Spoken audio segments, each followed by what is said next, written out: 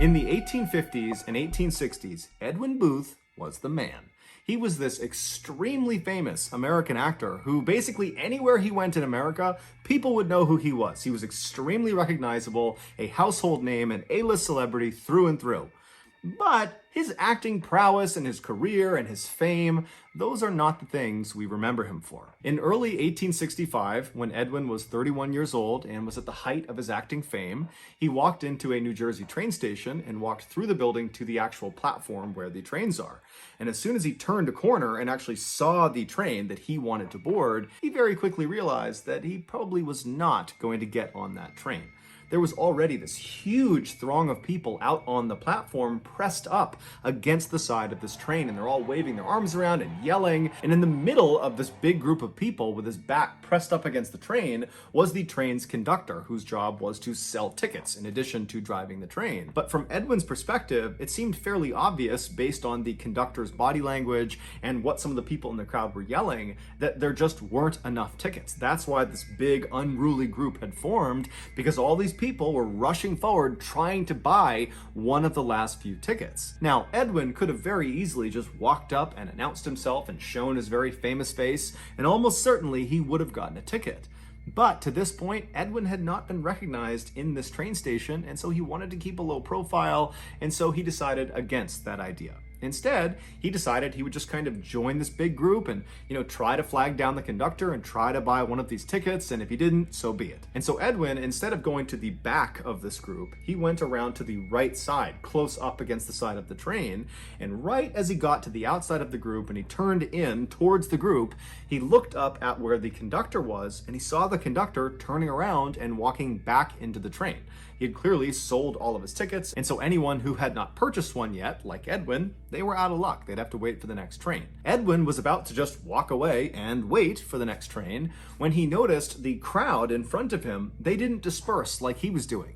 Instead, they all seemed to kind of surge forward towards the train, which was now moving, and as they pushed forward as if they were going to jump onto this train, even though they didn't have tickets, one man who was towards the front of this group, right up against the train, he falls to the ground and gets trapped halfway under the train. His lower half was literally on the tracks under the train, and his upper half is now under this big crowd of people that are now trampling him.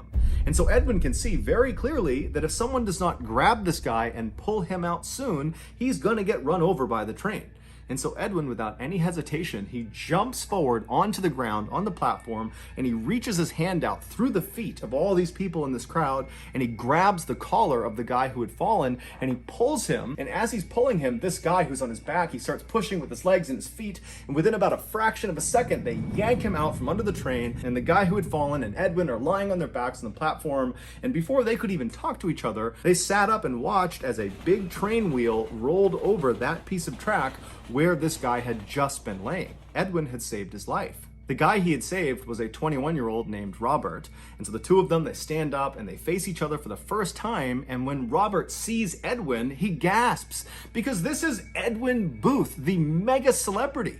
He could not believe that was the guy who had just saved him. And while Robert was very thankful, he also was just totally dumbfounded at the absurdity of the situation he was in. And so eventually Edwin just says, hey, I'm glad I was here to help you. No big deal. Next time be more careful. And then at some point, the men just shook hands and parted ways. Edwin would eventually get on the next train and he would go wherever it was he needed to go. And before long, his very busy schedule kind of occupied his mind and he had kind of forgotten about what happened on the train platform.